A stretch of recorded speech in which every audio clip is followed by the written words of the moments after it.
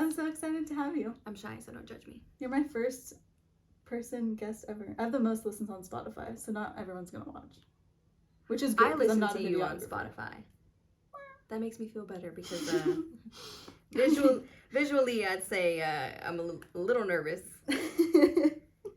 That's okay. I do feel super honored to be the first guest, though. You are. Well, we talked about starting a podcast together a long time ago. We did. Like over distance. So I wanted you to be my first. I feel like that would have been so fun, but also so hard. And then, life just gets in the way. Schedules and all the things. Alright, done counting my bag of new stuff. I'm kind of excited about this Real Technique sponge for the... I've never used a sponge for powder before. This is like a powder sponge. I That don't know is if I'm so supposed to get it tiny. wet, but I'm doing what I'm doing. So, first thing I do is mental health check. So, where's your mental health? You're traveling, you've been all over the place. You came back from backpacking. I did. I have to say backpacking was definitely like at a 2. Awful. Being outside. I was But thriving. I had a good time. you were having a good time. I feel like everybody else was like, yeah, this is so fun. And I was just fighting for my life. There's gotta be one person that's just in reality. But I made it through, and now I'm on vacation. Like You did make it vacation. So mental health now I think is definitely 4.5, 4.6. 4.5 out of 5. I'm happy for you. You're coming up. Times like these make me hold on. I'm probably like a 4.5, 4. I was thriving out there, but I also was struggling because sleeping on your side, I can't sleep on my back anymore because of pregnancy. Put too much pressure on my vena cava or whatever. And so I couldn't sleep. Yeah. I was tossing and turning like a rotisserie chicken all night. I can't even imagine because I was also dying. But you're a natural side sleeper, aren't you? Do you have chopstick? I had my lip oil and I lost it. I'll just lick them. Doesn't taste good. Me. I keep biting my lips. Oh, look, I have this primer too, but it's 30. I saw that one, Well Glow. Yeah. It stuck out to me. It's primer and also sunscreen. I'm going to do the Neutrogena Radiant Setting Spray for healthy skin with peptides. On top of my moisturizer. Wait, oh, my base is just the Charlotte's Magic Cream. Charlotte's. Is that Charlotte Tilbury? Yes, this stuff is expensive. I was going to say you're rich. No, girl. I didn't know how much it was, and then she rang it up, and I was like, I'm committed. Like, now I'm embarrassed. I'm to walk committed. away. I have to do it. And I've been using Love that little for you. scoops at a time. The least you can get. Because I'm like, this is going to last me. Wet n Wild. Photo Foundation. No, Photo Focus. Dewy. It's a classic. I'm doing it's going to be hot out there, right? Kind of. I think so. So I'm doing the e.l.f. Perfect Finish HD powder. This stuff was introduced to me by my 16-year-old little sister, who now knows more about makeup than me. She's a queen. She really is. And she knew that I was going to get engaged. And that it was going to be really hot out there. She had your back. She's like, you need to use this for your photo shoot. She was like, you need to put powder on before and during your makeup and after your makeup so that you don't look crazy in your pictures. Bless her. And it stayed. And it was like, I want to say 96 degrees the day that we got engaged. In Texas, too. Yeah. It We was haven't even hot. gotten to where you're from. Oh. So what are you currently reading? Ooh. For school?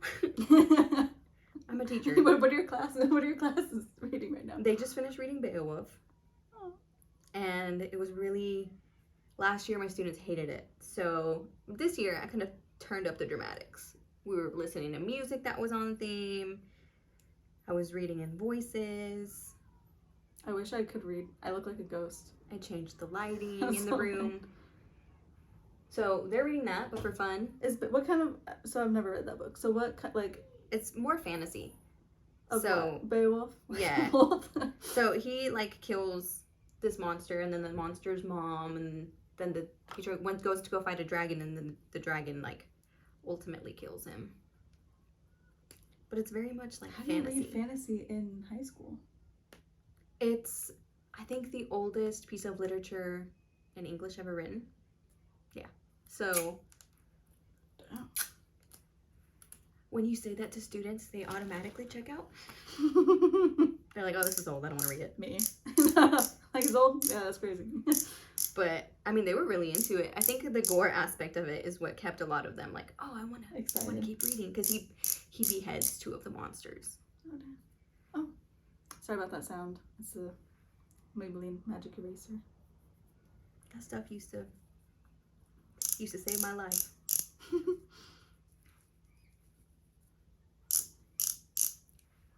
Is that darker than my foundation? It's a little, It's a little more yellow, though. Well, that's fine. I'll just... I think it'll be okay. It'll buff. Yeah. It'll always buff, baby. That's my life motto. What are you currently watching? Man. Embarrassingly, the new season of Love is Blind. I didn't watch that. I just got recommended that. Please don't watch the new season. It's embarrassing. It's set in Houston, and nobody knows how to act right. Aw. What do you mean they don't know how to act right? Spoilers ahead. There's only one successful couple. Aww. And usually there's at least like 2 or 3. Do they end up getting married like on Bachelor, or how does it work? Yes. So the ending of it is like, is love truly blind? Do you want to commit to this person? Do you want to marry them? And like the second to last episode is the weddings. Okay. Where they say either I do and get married, or they're like, no, I can't do this. Damn. They had one successful couple who I'm not gonna lie, was not really rooting for at times. Like, it wasn't even... Are they rude or what?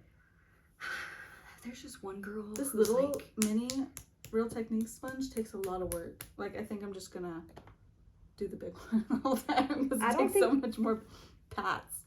I can't do that. I don't have the patience. That's also why I stopped doing my makeup, though. Because the patience is just not there at 7 a.m. Okay, so the couple you weren't rooting for, they made it. They did. It's like a 24-year-old and a 30-year-old. And the 30-year-old is a woman, which, like, you go, girl, get you. Oh, the girl went older. Thing. Yeah. I just think she's so loud sometimes. Why? Like, she's just loud. And that's What do you mean sold out? No, loud. Oh. Like, volume-wise, she's so loud. Gotcha. And, like, you know, Hispanic women. Is she Hispanic? They're like, oh, she's Puerto Rican. Okay. She said, yeah. And I'm like, girl, I'm Mexican. You know what I mean? Okay, And I feel like that foundation isn't actually on my skin. What do you mean? Like it feels... No, I just light? like, I look in the mirror and it doesn't look like I have foundation on. Yeah. Is that a good thing? Are you going for more full coverage? Well, I need to at least cover my zits from hiking. I think that is it, though. I don't see them. I don't see any red at all. Okay, continue. Oh. What was I saying? Oh, I think it's kind of a misconception that Hispanic women are always loud and sassy and rude, you know? Mm-hmm. And so, I don't know, sometimes when I hear people are like, oh, well, you know, I'm a Hispanic woman, I am loud. I'm just kind of like, oh, I don't know if we want to feed into that stereotype, sis. This is not the goal. Wait. I have to do liquid stuff because I want to do this new blush, the e.l.f. blush. Rose, you slay. I think you're gonna like it. I'm excited. I really hope I'm blending my stuff out, because sometimes I leave dots on myself. I'm just using a dark concealer. What are you watching right now? I'm rewatching Gilmore Girls. I just finished Jersey Shore, so I'm gonna do a free trial of Philo so I can watch the new stuff with Sammy. You know Sammy came back, right? I've been wanting to watch it so bad. There are some free episodes. I can't remember on what. But it's like 2 seasons ago. I mean, I don't know if Ron... I know there's 2... Yeah, the ones with Ron are the ones that are on Netflix, I think. That's where I stopped. I have Netflix or Hulu. And so, yeah, well, there's like a lot of stuff that happens. I know. I feel like I've missed so much. Like, I've seen clips on TikTok about, like, Pauly and his girlfriend. I didn't even know Pauly had a girlfriend. And all the things that I'm missing. Same. But I just don't know where to... And I'm a cheap girl. I'm trying to find it for free, but I also don't want to risk getting a virus. I made an email for Charlie so that we can email her photos and she can, like, open it on her 18th birthday or whatever. And I'm like, free trial for Charlie? I don't know. Hey, it's not like she's What's gonna your know. name, Charlie Marie? Just don't ask for a social. It's not here yet. I'm sure she'll be cool with it.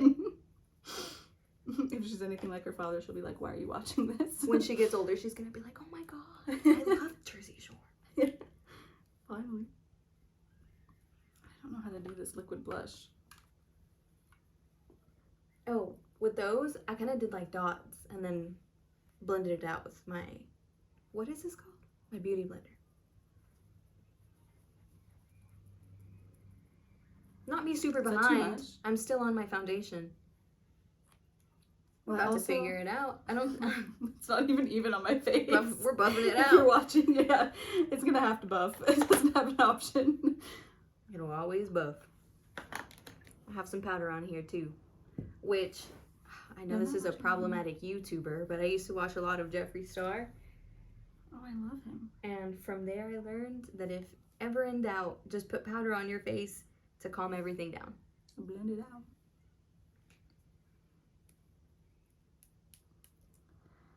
It is what it is. I do not think that looks bad at all.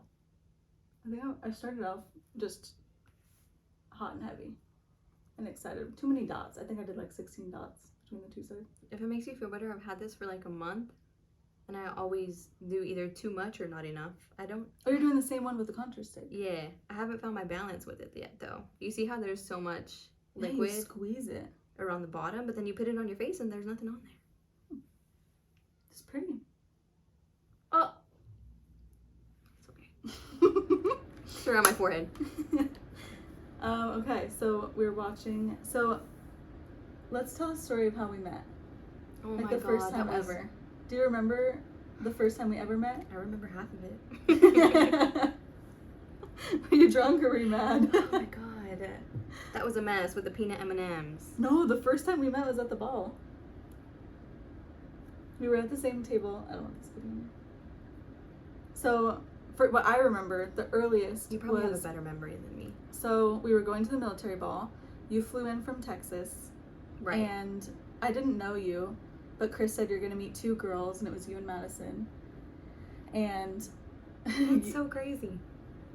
did Madison? No, her and no, they had a hotel room before that. So, but she came over to get ready, so I met her before. Right. So we were like clinging to each other like dogs and cats because we knew nobody at the ball. And so then we get there and you and Dan show up like a couple minutes late. And I think like 5 seconds in to the ball, you sat down, you were like, "I'm taking my eyelashes off." And I was like, "We just got here. Have you even taken a picture yet?" I was so mad. You were like, "I'm done. I'm taking my eyelashes off. I don't want to be here anymore." One of them was hanging off. I remember being that's so what I knew. upset. I was like, I think I'm gonna like this girl. she's ballsy enough to take her eyelashes off, and I'm thinking, did you do any research before the ball, or were you just like, I'm just gonna show up? And like dress code wise? Yeah. And So, like how to act, like etiquette. oh, around- etiquette wise, absolutely not. No research at all on that front. But dress code wise, I think Dan was a little worried about my dress. Yeah. So he was like, "Oh, you need to make sure that that's okay." So then I got worried because I got that dress made in Mexico for me. Aw. Yeah, by the same person that made my prom dress. Yeah. So Wow, I was like, well, I can't go back on it, but you know, like this is custom made, babe. So I was already kind of nervous, and then I had no experience on how to put fake lashes on. And What? like none. Yeah. They were not my thing. I don't like anything near my eye. It freaks me out. So What made you want to put them on for the event then? I wanted to look hot. I was like, I'm trying to look spicy tonight. I'm trying to look hot. So I had been the reason why we were late because I tried. Dan looked pissed off too. I And I don't think swear. I'd met him yet. I tried like 6 times to put those lashes on. And then we got there and the inner corner of one started lifting. So I was like, you know what? I'm just going to take them off. I'm giving up. It is what it is. After that, well, we had already taken our pictures at that point, which made me feel better. Did you take professional ones or just like ones in the Mhm. lobby? Yeah, we took the professional ones. And I was like, okay, mission accomplished. I looked good in the pictures. Nobody will know. So I took them off. I'm done. No one I know is here anyways. I could not do it. No regrets either. Because they were stabbing my eyeballs at that point. They can get real uncomfy. real quick. When you can't put them on right, for sure. I thought you were a makeup queen. Because I remember you had a Jeffree Star highlighter, and I was like, I had never bought anything Jeffree Star because I watched Jaclyn Hill, and they weren't like rivals, but it was just kind of like, usually you either watch one or the other. Yeah. And I was like die hard for her. So I just didn't know his stuff, but I knew it was like high quality. I had a phase where I was super into watching like beauty YouTubers. Oh yeah, that was my And life. I had no idea how to use any of the things correctly. Yeah. But I was like, oh, I love them. I'm gonna get this. I think my fave out of all of them was Bretman. Yeah, he's funny. I love Bretman. I just think it's like always so positive. His videos are so funny. I love his videos with his sister. They're so sweet. But yeah, I had lots of things and didn't know how to use probably like any of them in the right way. Yeah, That you night was so did fun. the thing. No one really knows what they're doing. Fake it till you make it. So yeah, we met at the military ball, and then the guys got called down to the border. So you flew in from Texas. Maddie flew in from Minnesota Mm-hmm. to visit your guy because you hadn't seen him. How long had you gone before seeing him before that? I think it was at least 3 months. Oh, I went hot and heavy. With what is this? I did bronzer, and then I'm It putting does in not harsh look lines. bad. Okay. Well, we're gonna get in the car, and I'm gonna look like lines. And What is it? look in the video, I it looks pay like- for the premium Lightroom, so if you need me to Photoshop you, I got you. Bless. But yeah, so then the girls ended up staying at our place because Chris and I were the only married ones at the time. Mm-hmm. And you slept on your own because you were like, hell no, I'm not cuddling with any of you bitches. I was like, bye. And then Maddie slept with me. And then there was another Maddie. Another girl, the blonde one? Was that her name? I think so. She was kind of I funny. think she was Maddie and the other girl was, and Madison was Madison. She was kind of funny, I'm not gonna lie. We went to the beach, right? Yeah. With her.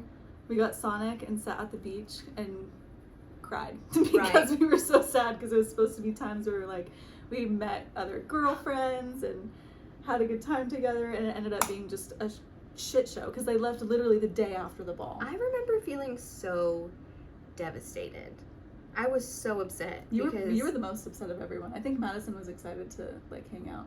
yeah. Well, I mean, I just was so excited, to hang out, and we had all of these plans, like, oh, we're gonna go here, here, and here, and I can't wait to take you here and have a date. And then, I mean, we had been dating for a while at that point, but I think that we didn't get to experience being independent in our dates and our relationship until Dan moved out here. Mm-hmm. So it was our first taste of dating as like young adults, Yeah. Oh man, and he was like, I'm so sorry to tell you this, but I gotta go. And your girl was so sad because I was like, what if they don't like me? I don't know. I was so sad anybody. because I hadn't hosted anybody, especially that I didn't know, and it was my first time hosting, and I was like, what if these girls hate me? Okay, so we all had the same fears. Yeah. Oh my god, yeah. Well, I don't know was like- anybody but us, but yeah. I So was terrified. Yep. These girls are gonna be crazy because there's so many stories about military wives and military girlfriends. So I was like, you never know. Oh, that was too That's so crazy. And then I remember meeting you and being like, oh my god, she's so nice, thank God. much. Same. Thank God. It worked out nicely. It did. I was so sad that he was gone, but that night that we had the movie night, I think a little too loose, but Threw up peanut M&Ms. oh my god. What was that, wine? Yeah. I should have It known was better. red wine. It was Stila Rosa. I should have known better. No hate on whoever likes that, but it's I'd probably still like it. 1% alcohol and Yeah, 99% juice. But then we ate a ton of sugar. And we were also Super 19. young. Yeah. So how did we? Yeah, I don't remember how. Super young. We didn't do anything illegal, ever. So I would never do that. you grew up in Texas. Yes. But where in Texas? Texas is huge. Houston, baby. I grew up in Houston, hot and humid Houston. That's why it's October, and I think California's cold. That's wild. Yeah. I'm So sweating. my bones are not made to be cold. They ache anytime it's under 70 degrees. This weird thing. It's kind of crazy. But born and raised my whole life there, which is why I travel so much, because I need to go out and see stuff. Were you from a big city or a little town? I want to say it's like mid-sized. I say that, and then we have Mid-sized one. 3 different high schools. That's in- about the same. Well, Reading actually has. We have 3 different high schools. Plus, we have like the outskirts. There's like 2 or 3. Yeah. Okay. Same. So about the same size. Okay, same size as Reading. And then, so this is the first like kind of faith question that I'm Okay. curious about.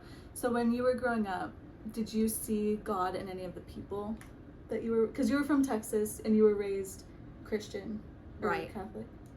Christian. Christian. It's like Baptist, I think, is like the official religion. In my childhood, my answer to that probably would have been an immediate yes. But reflecting now as an adult, I'm gonna go yes and no. So I grew up in church, and I mean like fresh out in my little carrier, In the was womb. there immediately. Like Sunday after I was let out of that Wow. NICU because your girl was a preemie, so I was in there for a little bit. Okay, you are thriving. I think Nervous moms. that yeah, see, and I'm okay. And my birth story is kind of crazy. Like they told my mama was gonna be a stillborn, and that she should abort me. Yeah, Wow. because I was born 2 months early. And before then, they were like, "Hey, she's not So 7 growing months. anymore." Yeah. Yeah. They're like, "Hey, she's not growing anymore. It's gonna be more than likely a stillborn, and we don't know if you want to go through the trauma of Did that." they not have the ability to check for a heartbeat? They did. They just thought that I was gonna like die eventually. Yeah. So they were Wow. like, "Might as well, get it out of the way." And your mom, because of her faith, decided not to? or- Right. She was like, "No, I'm gonna keep this one." Shout out to her. Thanks, Mom. So I was born early, and I was in the NICU for quite a while. But I'm good now, for the most part. At least physically. Except for the scoliosis. Right, well, keep forgetting about that. It's not that bad yet. She'll be fine. She'll be so, alright. so in the people you had in your life, obviously your parents are great. We know they're amazing because we've been talking about them pretty much the whole trip, I feel like. Yes, love them. They're my I mean, rocks. everyone has their flaws as a parent, but no one can be perfect. But when it comes to other people other than your immediate family, did you ever see people not acting like God, not in like a controlling way, but people just showing the oh my God. Characteristics? Thank you. It's okay, I got See, you. if you weren't here, I never would have fixed that. It's always better Of with God. So the characteristics of God. Yes. Yes, I did. There were a couple of people in my life, actually, that I don't know how to describe it. I think when you meet somebody that is not really worried on the small aspects of religion, like you need to dress a certain way, you need to look a certain way. And in Texas, that's pretty much how everyone is they're very strict. Yeah, right? Or no? yeah, and very judgy.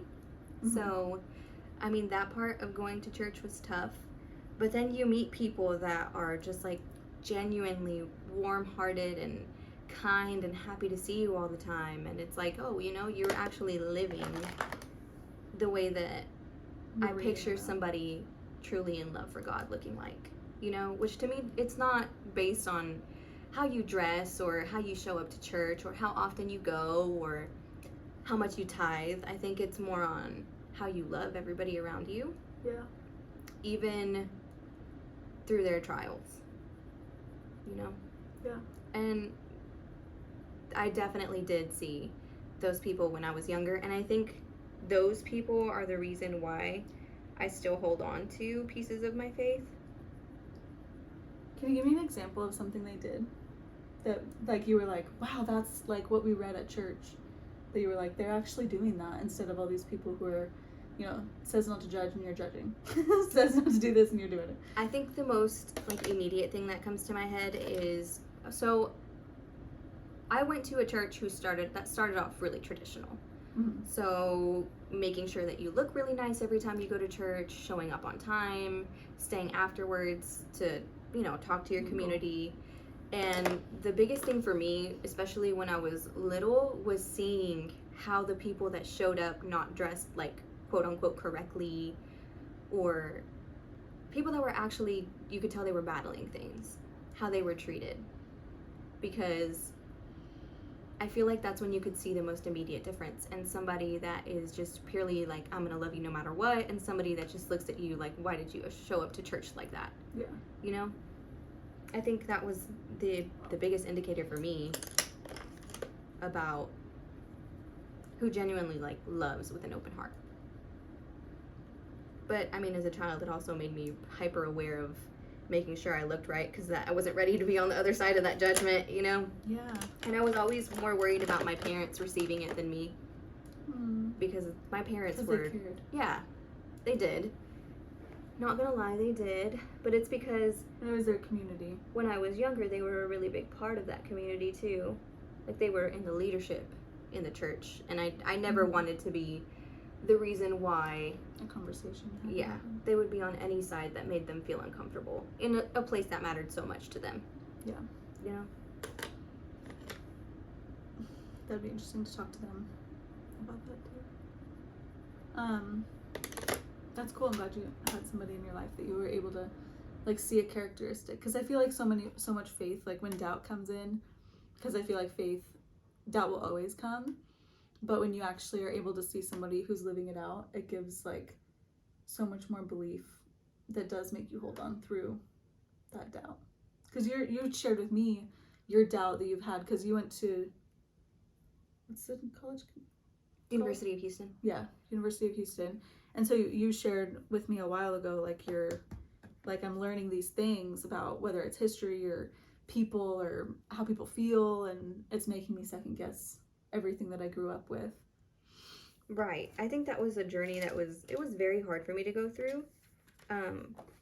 Well, I had kind of separated myself from my religion years before that.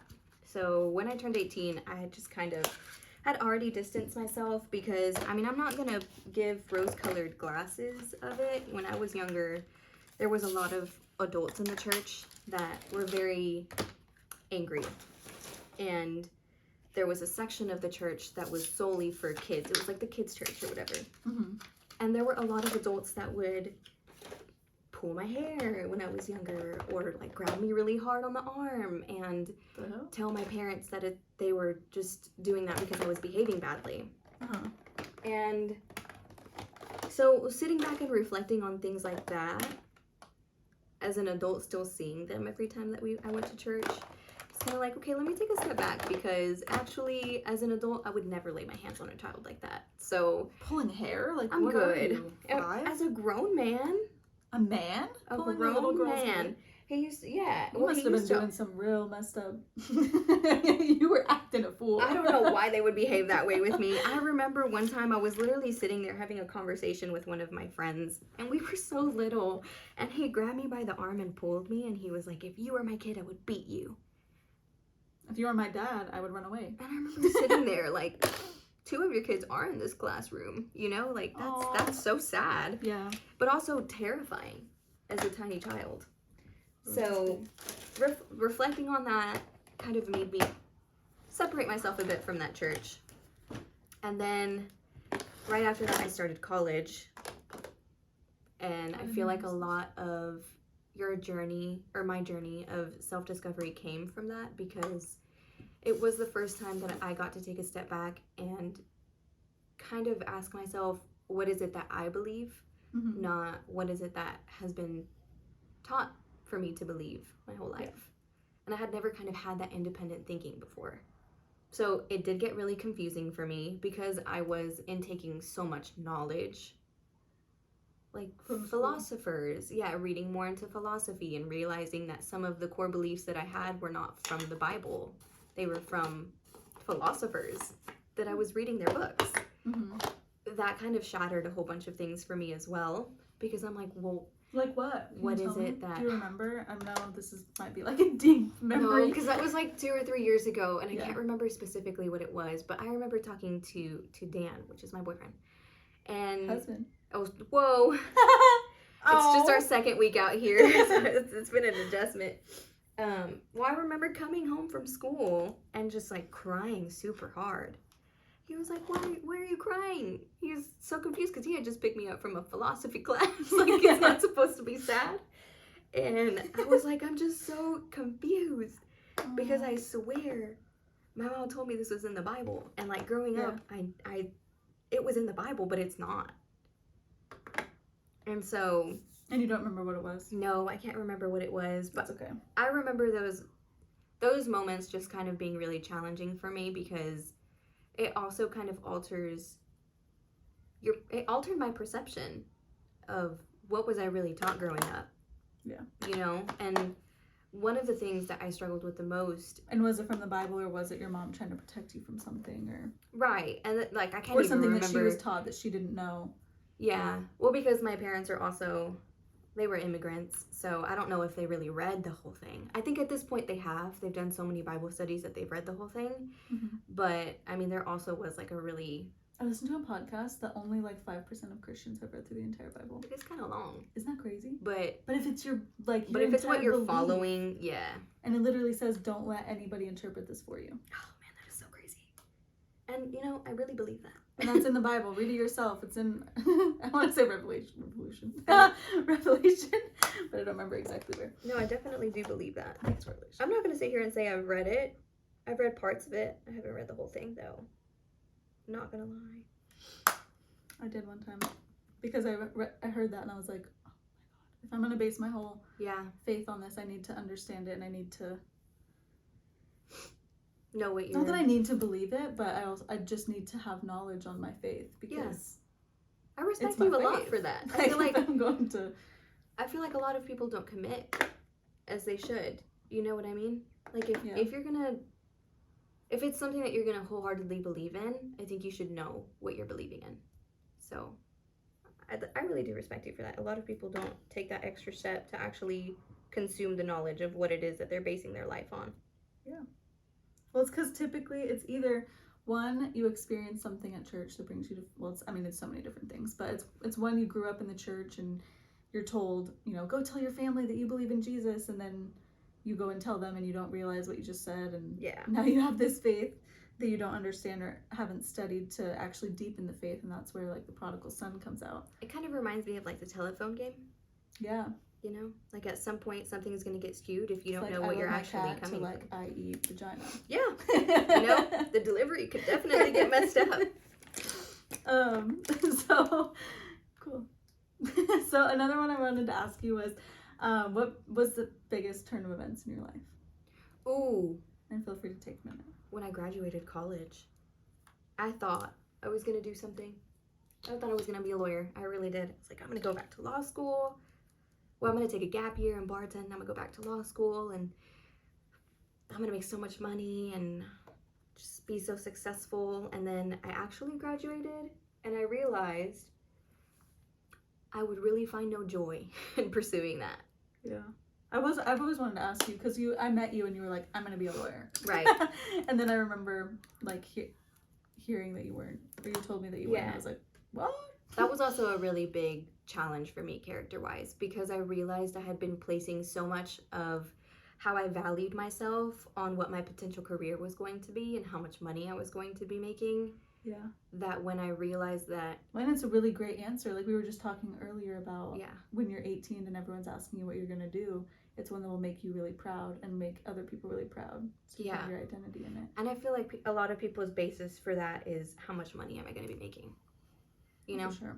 Because we place so much value on our monetary gain that it's just easier, to say that you're doing good when you have nice things to show. Yeah. But I kind of took a step back and realized, one, that would be an insane amount of debt to go into. And two, if it's not something that I'm super passionate about, I know for sure it's not an amount of debt that I can go into, like, without feeling regretful about it. Because then if I didn't enjoy it, I know that I would put myself through it just because of the money. And stay in it because you had to make your... Because, yeah, I would feel stuck. So... Make your bills back. Becoming a teacher, I think, was the biggest turn in my life that I did not see coming. And my family... And you teach joke English, about it. Right? In, like, a way that they love me. But they're like, oh, we never thought you would be a teacher. Because I'm so outspoken, you know? And, I mean, I'll give them that one, you know? You're not wrong. You're definitely not wrong. So, I definitely did not expect to be teaching the grade I'm teaching. So, I'm teaching English at high school level with seniors. But I definitely feel like everything happened the way that it was supposed to. Mm-hmm. Because I came back from my 35-day Europe trip. And my plan was to bartend for a year. Just do that. No school. No other, responsibilities. Just bartend, make money. That's it. But then one of my best friends got a job teaching English at a high school. Mm-hmm. And she was like, hey, they're looking for 2 more teachers. So I was like, you know what? I'm just going to apply. We'll just see what happens. Whoa. I thought it was way more planned than that. No. Everything changed in the span of a week for me, which makes me feel like I am where I'm supposed to be. Yeah. So I applied to the job, and then they called me for an interview, I think 2 days later. So I showed up at the interview, and I don't know if you guys have student aides. Yeah. Yeah? So when I was in high school, I was a student aide to one of the principals. And I showed up for my interview, and it was her. At the interview. She's now the principal at the school that I work at. Oh, damn. And she was like, I knew your name sounded so familiar. And I got That's so cool. I got the job at the interview. But I had told myself, unless it's seniors, I am not teaching. Because I just didn't see myself teaching any other grade. Uh-huh. And so she had told me, hey, the position I have left is for seniors only. And I was like, all right, it's meant to be. Yeah. So I took it, and I had to tell my bartending job the day after that I was going to have to move and get another job, and in the span of a week, new teacher orientation. It all happened really, really fast. That's crazy. In Texas, do you have to have a credential? Yeah. So you have to go through a certification process, and you have to have a bachelor's degree. So you had your bachelor's. Did you just already get your teaching credential, or like? No, actually, I got really, really lucky, and the school district that I work for is actually paying for me to do my certification process, which is $3,000. Oh. So blessed for sure. Really did get lucky, and my job is challenging. Like, there are some days that are really, really mentally draining, but I know in my heart that I am so much more satisfied doing this job than I would be being in law school or being a lawyer. Mm-hmm. Because I get to see the immediate impact that I make on these kids' lives and their emotional maturity, which is like the biggest thing for me.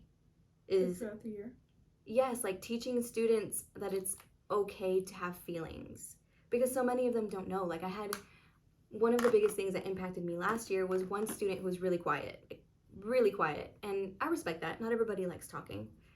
And so I kind of didn't realize how much of an impact I was having on him.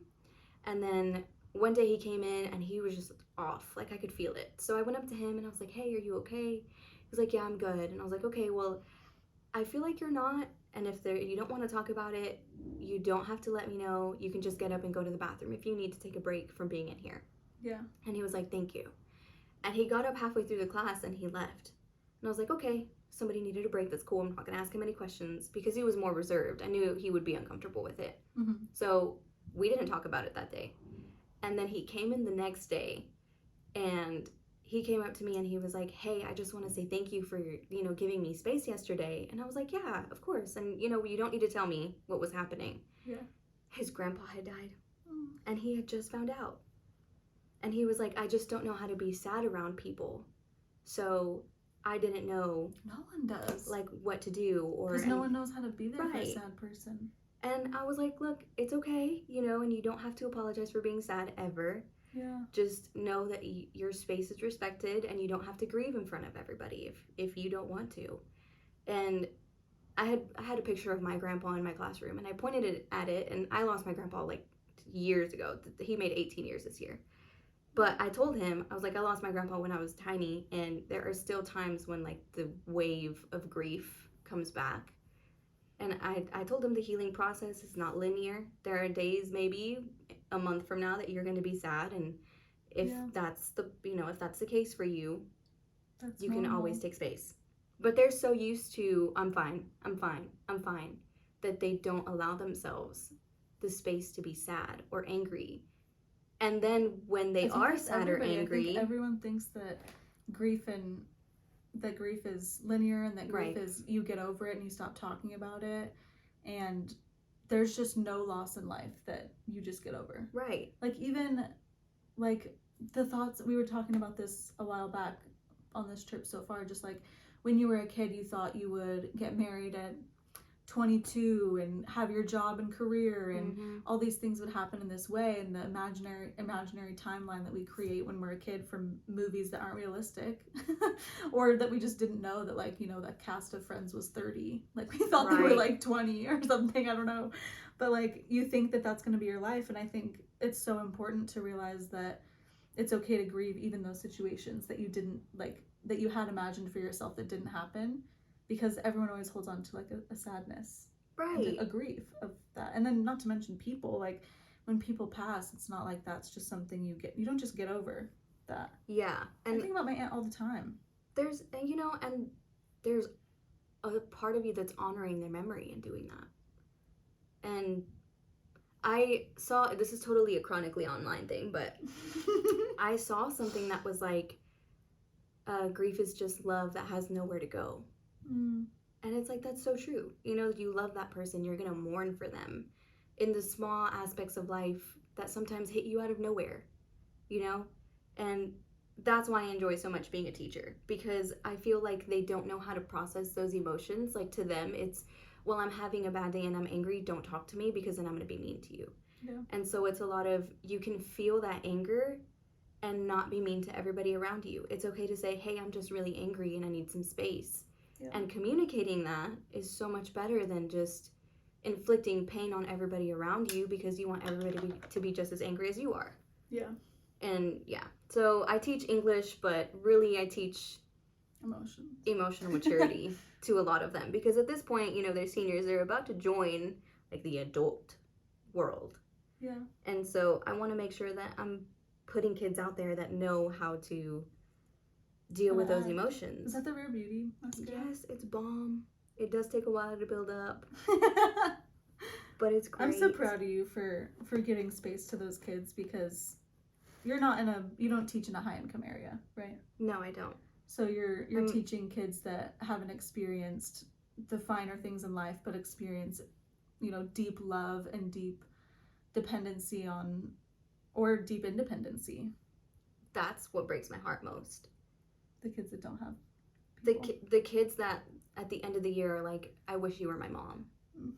That breaks my heart, because with them you can kind of tell that they don't know what a loving adult should be like, and they're the hardest ones to teach what that should be like, because they're so used to being independent. Yeah. Though I had a couple kids last year that I love so dearly, because they, in their mind, were already so grown and were so taken aback by, hey, you don't have to be grown up yet. You know, you're still really young. You think you're 18, I'm big and bad, I'm an adult. But you have so much life, you know, to live. Yeah. So it's a good humbling conversation. Really do love my job. Yeah. I'm proud of you. Thank you. I'm so proud of you for holding that space, and you send me pictures of your classroom, and it has a chill area and a not hydration, but what's hygiene station. Hygiene station. They love it. I love that idea, because there are kids that can't afford deodorant, and anyway, I'm just proud of you. So, what turn of events in your life, because a lot's happened even since you graduated from college and got into your career, So what turn of events do you think little mini you that's inside of you, your little inner child, that would be proud of? The way I communicate, I think, would definitely be the most proud. Well, I don't know. I feel like it's the way that I love and the way that I communicate. Because I think little me also loved with no bounds. And as a teenager, I was terrified that that was going to get taken from me because loving is scary. Mm-hmm. You know, it's a lot of people see it as like, oh, it's you're being weak. You know, like you're To be loving. right. Is to be weak. But I see it as like, I'm being brave. You know, like I'm risking getting hurt. And I think that little me would be proud that I never really gave up taking that chance on people. And I never lost my voice while doing it because I know how to communicate my needs really well, both like friendship and relationship wise. Mm-hmm. That I'm just kind of that person that's, if I have an issue or if you're hurting me in any way, I'm going to vocalize that to you to give you a chance to either explain yourself or to fix it. Because you either don't know you're hurting me and you can let me know that and we can move forward from it in a healthy way, or you can be honest and tell me you're doing it on purpose or realize you're doing it on purpose and then leave me alone. Yeah. Kindly exit. Yeah, kindly go away. Well, not kindly in some cases, but that's true. But that definitely took a very long time to learn how to do and a lot of heartache. But I wouldn't change it. I'm just thinking because this episode's getting really long. I hope you like doing your makeup with us. Yeah. I kind of want to skip some questions that I had written out for you, if that's okay. That's totally okay. If you want to go back to one, you can. But I think one that I think you could add a lot of value to people is you've been through a lot in your life, mm-hmm. and you can choose what that means. And we're going to talk about microaggressions after, so okay. You don't have to use that one. But just from what you've experienced in your life, what do you think could add value to others, a perspective that you wish you would have had when you were going through? Oh God, you never know what anybody else is going through around you. So always be kind. And that is the biggest lesson that I even teach my students. Mm-hmm. Because, I mean, when I was young, I'm a first generation American. So when I was younger, there was so much fear in my heart about, you know, not knowing if my parents were going to get taken or not. And I feel like going through, you know, being a child, and everybody is not the best person as a child, and lots of, you know, little kids like to be bullies. And I feel like even as adults, people do that. People just don't grow out of it. Right. So just be kind. You never know what people are going through. You never know who's a survivor. You never know who's struggling with surviving on that specific day. You just don't know. Like that movie you recommended, The Man Auto? Yeah. Watch that movie, everyone who's listening and watching, because it's just, you really just never know who's literally on the cusp of, go watch it and you'll understand why I'm saying this. You never know who's literally on the brink of killing themselves, and how even if you think what you're doing is bothering somebody, or you might not even think that, because I think God provides you needing something from somebody to help them and protect them and give them a chance. But you never know who's on the brink and who you can interrupt a thought for. And sometimes interrupting your thoughts is the most powerful thing you can do. So Thank you for recommending that movie. Such a good movie. Don't watch it without tissues, though. Yeah, don't watch it while you're working either, because I did. So last two questions. Well, one's a question, one's kind of like a story. One, how can I pray for you right now? And people listening, if you pray or if you send a vibe, talk to the universe. Both are cool. Whoever you believe in, you know, send a thought up. How can I pray for you? I am in my second week of marriage, you know, and me and Dan we've been dating for 10 years, but, you know, it's a new journey. It's a new chapter, and one that I think we're navigating as best as possible, but we also, you know, we're new. So all things new are right. New. All things new can be really hard at first. So our first year of marriage was the hardest year of our marriage ever. I'm not speaking that to you. I'm speaking different for you. I hope so. This mascara has just turned into my worst enemy all of a sudden. You hyped it up. Right. I just, if you believe, whoever you believe in, you know, throw something out there for my marriage, because I really do love him. He's my best friend, but. And you're doing great. You're asking for that prayer out of excitement for the future. Right. Because prayer just helps everything. But I really do believe that. Okay, and then when we came to visit, Chris and I, when we were in Texas, we were having a lot of deep conversations, and one of them that stuck with me was, and I don't know if you'll remember this, but you were talking about, do you need some Q-tips? You have I'm black telling all over you, your fingers from my that mascara. worst enemy. Doing you dirty. Here. We were driving in the car, and you had brought up microaggressions, and I'd never heard of that word before. Really? Oh, yeah, I remember that. Me and Chris are white. I'm technically Latina, but I have brown hair, brown eyes. I look more German, Italian than I do anything else. Chris looks like an Irish man. And and we are really into, and I'm going to tell you why this affected me so much, and then I want you to explain what these things are. Okay. So our conversation, you brought up microaggressions. I'd never heard of that. And Chris and I were really into I'm really into culture. Chris is really into history. He wants to understand the history of you. I want to understand your family and their background and what it's like to live with you. And so a lot of that comes from where your family's from, ancestrally. Right. And so we ask a lot of people, where are you from? And I remember we were in the car and you had mentioned that was a microaggression. And I remember being like, oh my God, I've hurt so many people's feelings by asking this question, that it's such an honor for me to get to hear people's answers. Yeah. And I know it depends on the way you ask, and you know Chris and I, so when we ask you, what part of Mexico are you from? You're not like thinking, what do you mean? Need to go home. Yeah. You're thinking, they love me, they just want to know where we're from. But what's a microaggression? Well, you actually just described it pretty well. Something that, you know, because you come from a different place, that you don't realize is making somebody uncomfortable. Mm-hmm. Or a lot of people don't realize it. Some people do, and they do it on purpose. But a lot of that comes from, you know, oh, when I was a waitress, I got it so much with the, oh, gracias. You know, like, if I am taking your order in perfect English, why do you have to say thank you to me in Spanish? You know, just small things like that. And, like you said, people asking, where are you from?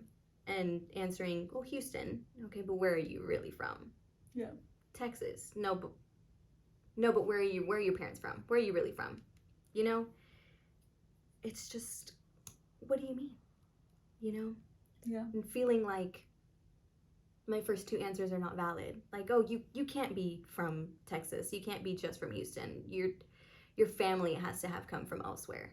Which is crazy, because your family could actually have been native to Texas, and you are Mexican from being from there. And it's more than that person that's asking you, even if whether they're Mexican or not. Right, and it's just kind of like, well, you know, if somebody else had said they were from Houston, who would you not have kept questioning? You know? And I'm just as much an American as you are, you know?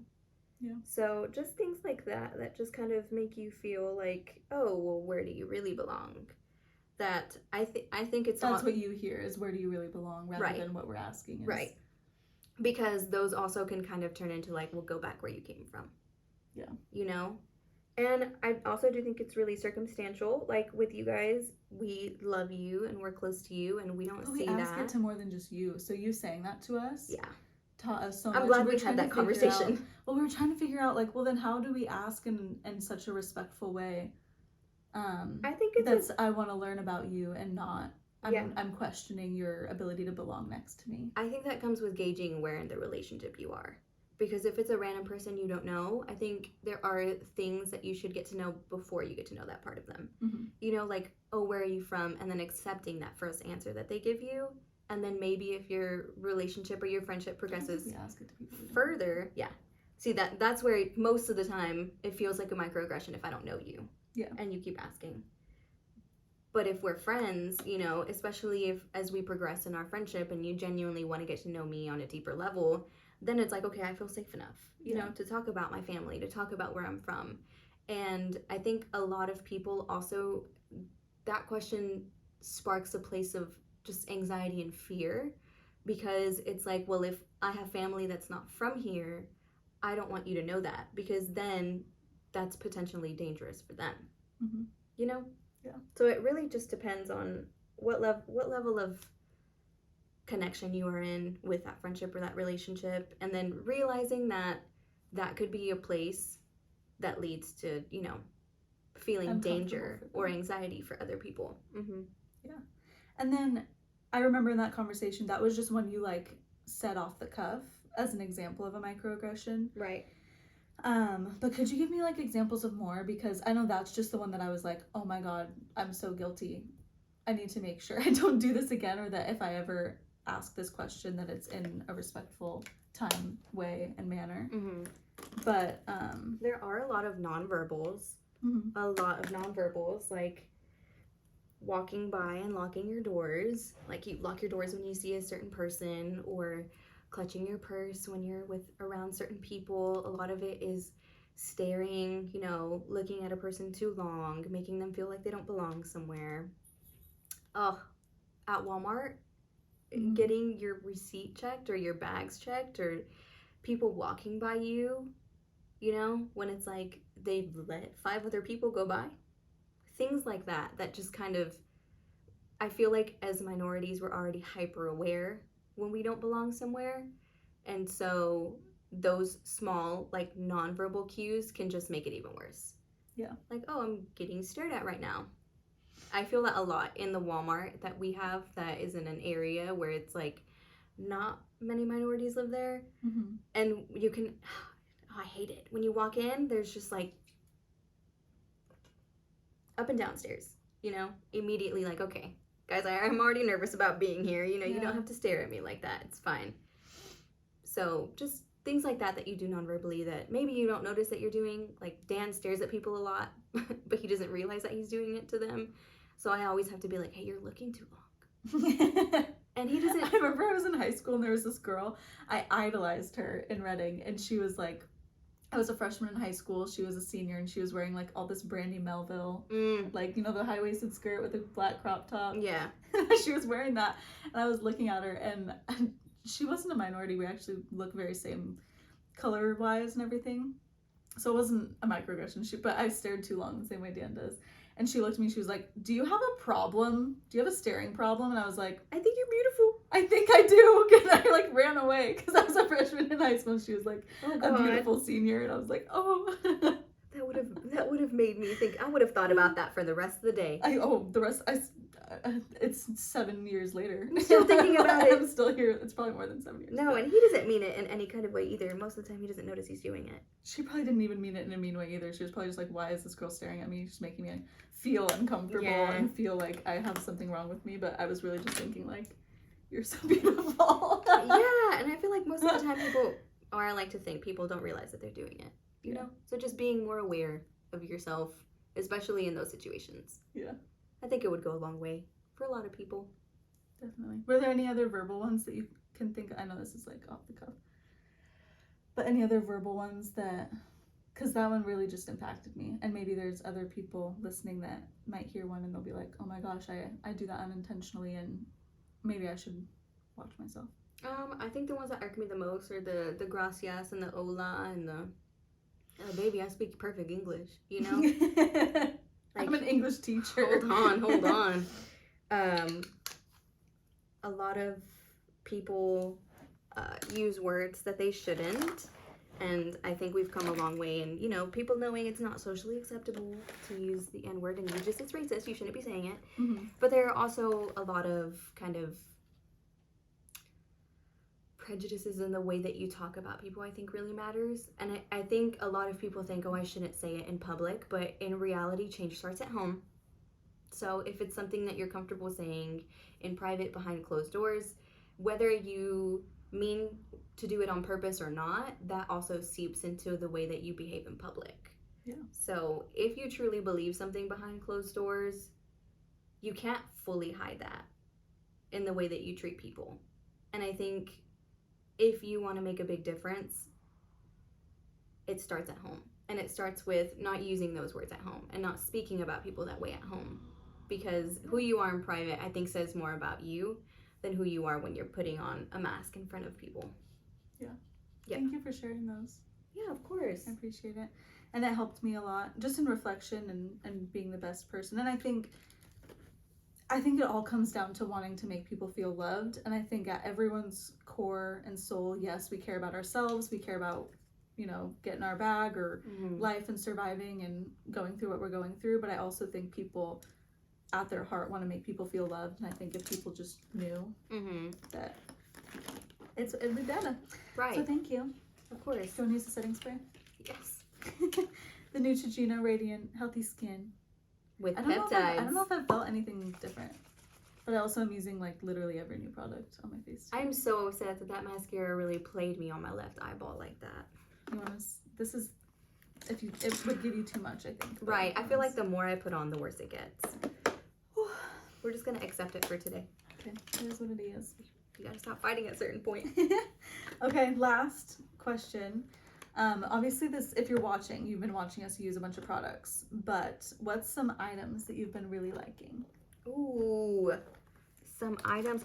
Okay, so I'll do some more like affordable ones, and then this is the only bougie one really. Oh, that's pretty. House Labs foundation, Miss Lady Gaga, I Love You Forever. Oh. It works amazing, and it stays so beautifully. And then her bronzer is bomb too. Oh, wait, let me see the bronzer. It's so beautiful.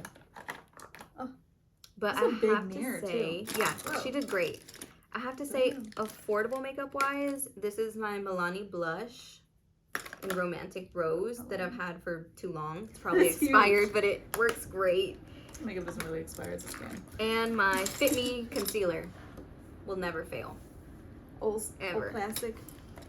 I actually really liked this. Do you want to try it? Did you use it for powder? I didn't use it to like set. I used it for making the line. I didn't on my even do jaw. that today. I actually didn't do my nose. Not us missing a Girl's whole gonna bunch have of stuff. I'm an ogre. Oh man. I'm just gonna hope this looks fine. And if not, again, premium subscription to Lightroom. Just gonna Photoshop it. No one's real these days anyways. Okay, so yeah, those are your you must really like items. Thank you for coming on. Thank y'all for having me. I'm so excited to release this. I know it'll impact people. And your story is so important to me. Love you. Bye. Bye guys. Oh.